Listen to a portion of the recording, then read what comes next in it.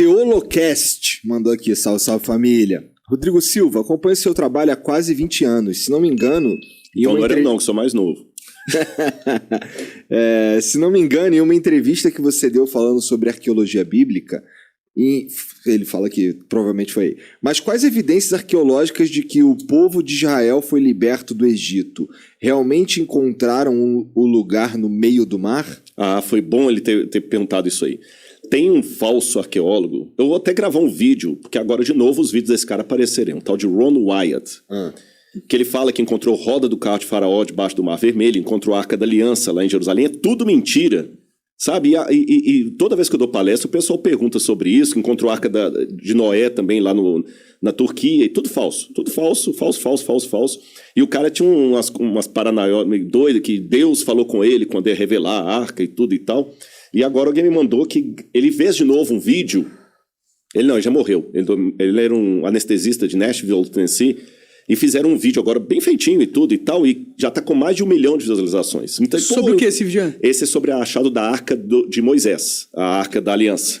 Mas é tudo falso. Entendi. Você entendeu? Não tem nenhum arqueólogo com diploma mesmo que endosse o cara. Entendi. Não tem um.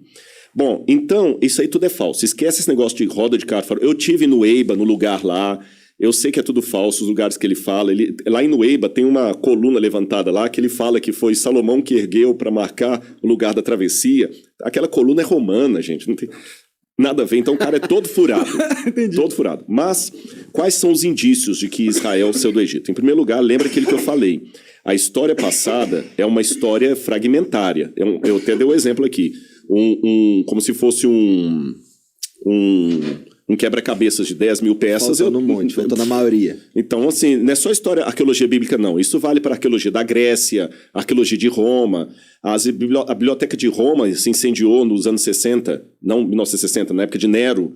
Depois você teve também a queda da Biblioteca de Alexandria, em 691. Depois você teve em 1453 o incêndio da Biblioteca de Constantinopla.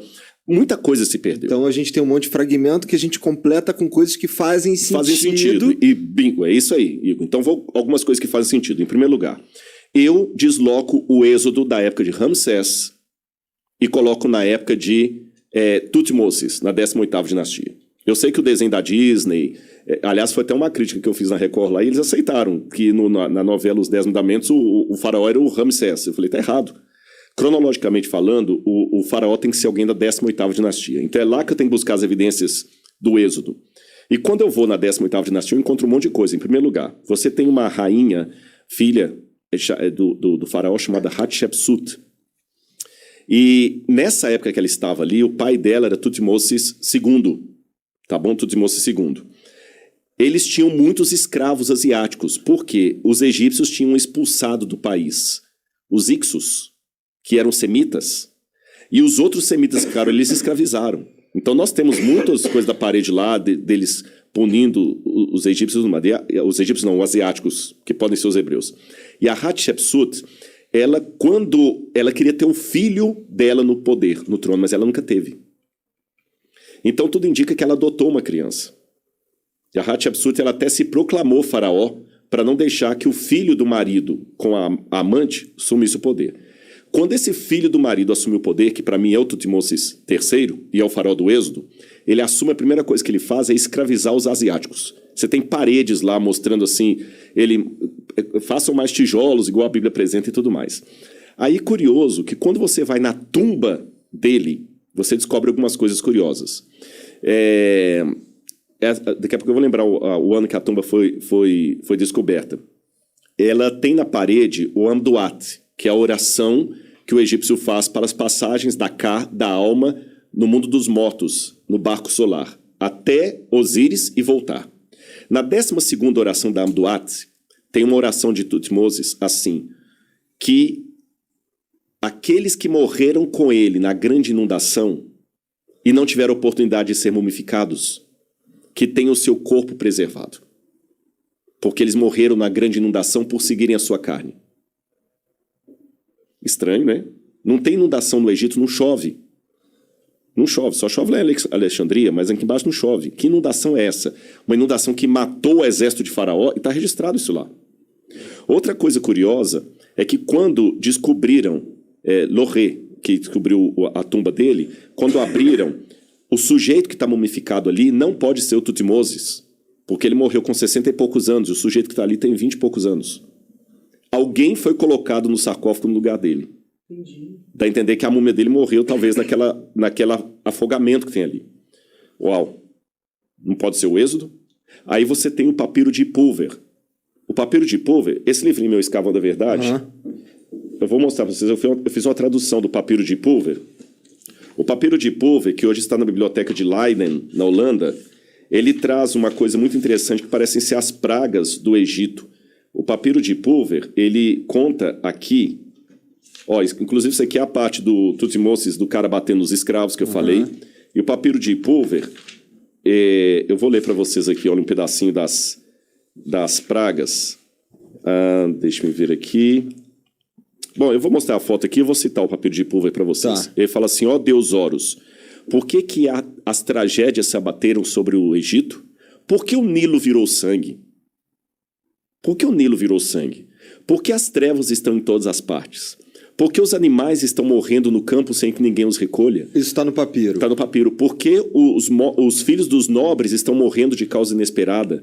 E por que os escravos saíram do país para o festival do Deus deles e levaram o nosso ouro no seu pescoço? Tanto as pragas como o fato dos hebreus irem embora e levar o ouro Está tudo no Êxodo.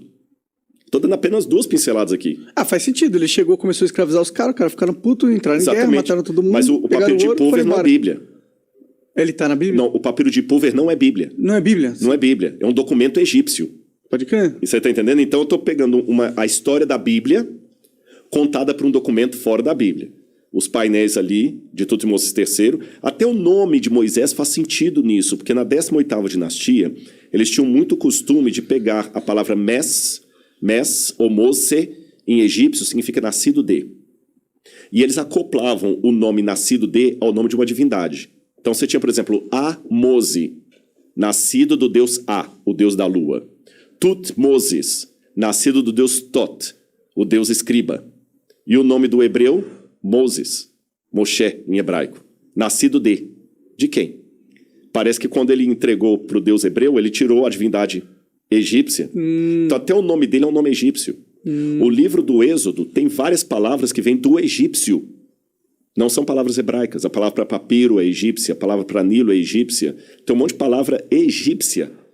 Então, eu só estou dando umas 3 ou 4 gotas aqui para ver que nós temos evidências acadêmicas que apontam para o Êxodo.